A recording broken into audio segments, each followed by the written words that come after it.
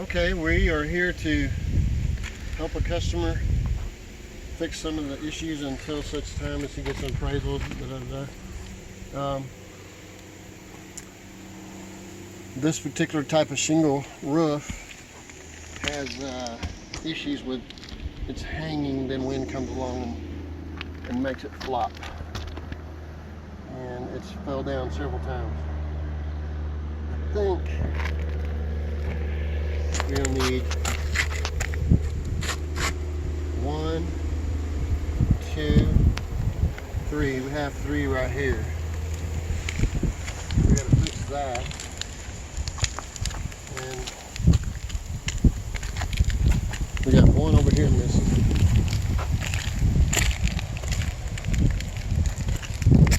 And we're going to go check the other side. Might have fix this one right here.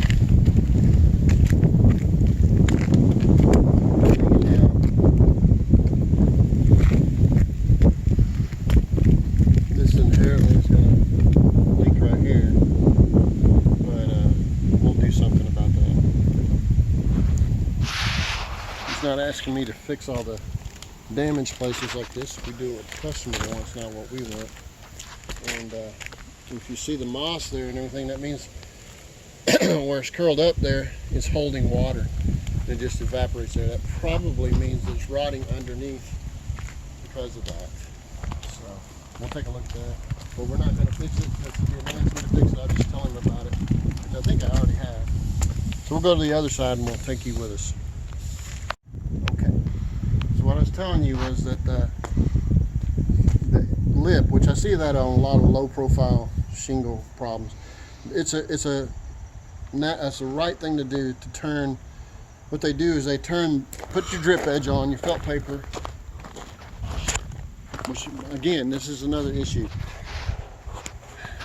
The drip edge goes underneath the felt paper, because if you don't, the water will go up to this situation, run back. If it's underneath the drip edge, that water will run back and then go underneath the drip edge and then rot out.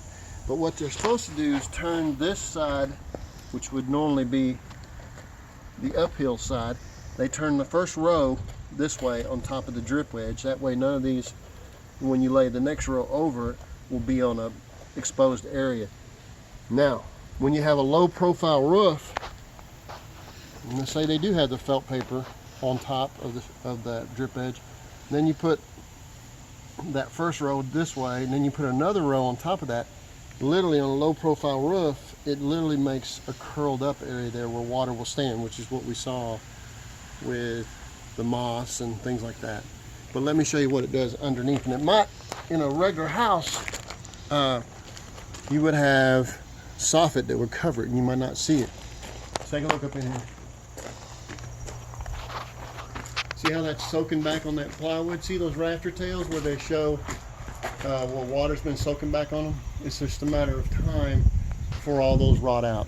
So I've made as much as I could aware, but he's got to do his math in his world, and that's not my job to tell him what to do. I just make recommendations. But here's something you can learn. Keep an eye out for that kind of stuff on your home. All right, let me go take a look at the other end. All right, so looking at the felt paper, they put siding up for plywood. I guess that's what they had. And then the felt paper's run upside down. That means the water would run behind it. That's not a good idea. So that should have been underneath here so the water would pass by. But he didn't ask us to fix everything. He just wants to. We probably will do a metal roof on this at some point. This day and age, shingles are in a shortage as far as colors, in this area anyway. So we'll need to, one of the things that comes up with estimates for replacing shingles is in the same way with anything else, like painting a ceiling in a kitchen or a living room that has a fireplace. The reality of it is, as time passes, the older ones get darker or lighter depending on, somebody's got this all wrong, depending on the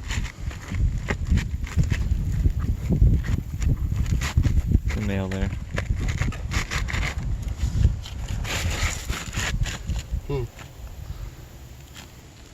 So we go with the one I had.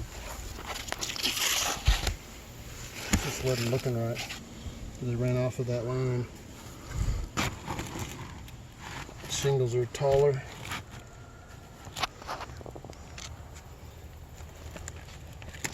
I have smashed.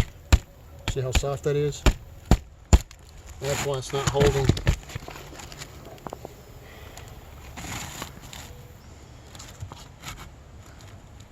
It's not run straight.